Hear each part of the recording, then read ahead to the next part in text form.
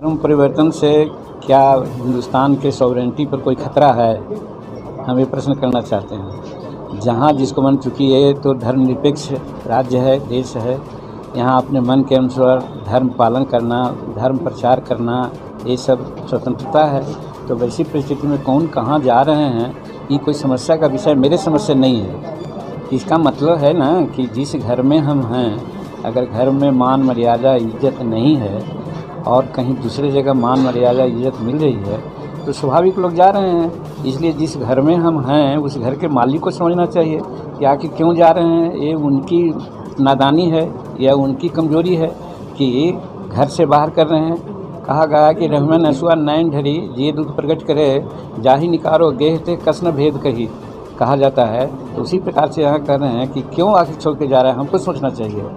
अगर कहीं गलती है तब ना छोड़ के जा रहा है। आप मान मर्यादा नहीं दे रहे हैं, आपके यहाँ विकास संभव नहीं है, आप छुआछूत अछूत शादी की बात आप बोल रहे हैं, कर रहे हैं, तो लोग जा रहे हैं। इसलिए हम समझते हैं कि वो कोई खतरा नहीं है देश की सॉवरेनिटी पर। धर्म विशेष की बात हो सकती है, तो जब जब धर्म लचीला हुआ है तब तक उस धर्म का प्रचार हुआ है, और जब जब धर्म रिजिड हुआ है तब तक उस धर्म का नाश हुआ है। इतिहास के विद्यार्थी होने के नाते हम लोग सब जानते हैं। तो जहाँ तक अभी हिंदू धर्म का सवाल है, अब 70 वर्ष आज़ादी के हो गए, अभी भी जात पात छुआछूत ऊंच नीच सारी बात है।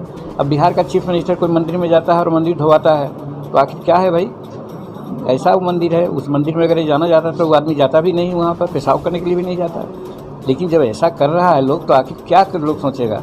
इसलिए जो धर्म के पुजारी हैं या धर्म के जो अपने को समझते हैं कि हम ये हैं, अपने में सुधार लाने का प्रयास करें, तभी धर्मांतरण रुकेगा। उनको प्रतिष्ठा नहीं मिल रही है, मान मर्यादा नहीं मिल रही है, विकास नहीं देख रहे हैं, तब न वैसा कर रहे हैं। आज झारखंड का उदाहरण हम लोग देते हैं। अभी पहले डिस्कस कर रहे थे कि जितना आदिवासी वहाँ जो धर्म परिवर्तन कर दिए, तो IAS IPS और सब गवर्नमेंट सर्विसेज में है, और जो हिंदू धर्म किया है वो बहुत कम है। तो कहने का मतलब कि वहाँ ज़्यादा सुविधा है, तब ऐसा किया है। आप भी हिंदू धर्म का अगर पुरोधा लोग हैं तो वैसे वैसे लोगों को उठाने के लिए प्रयास कीजिए, ताकि उधर लोग न जाए, आपके पास रह जाए।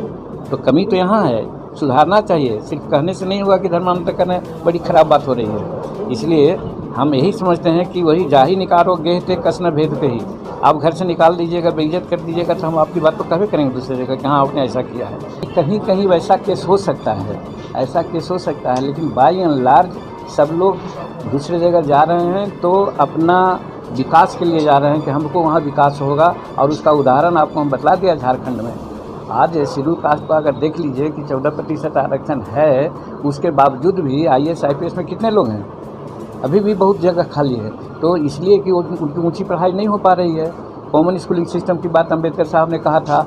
आज 74 साल बीत गया, 20 लाख 25 लाख 30 लाख दे करके बड़े लोग अपने बच्चों को पढ़ाते हैं, और गरीब के बच्चा सरकारी प्राथमिक विद्यालय में जहाँ पढ़ाने वाला कोई नहीं है और न कोई व्यवस्था है, तो ये व्यवस्था में चलेगा। इसलिए व्यवस्था ठीक कीजिए, सबको बराबर कीजिए। संविधान में समानता का अधिकार दिया गया है, उस अधिकार पर चलिए। कॉमन स्कूलिंग सिस्टम कीजिए, राष्ट्रपति का बेटा हो या भंगी का संतान, सबको शिक्षा एक समान कर दीजिए। देखिए कोई दिक्कत नहीं होगी, सब लोग अपने रास्ते पर रहेंगे।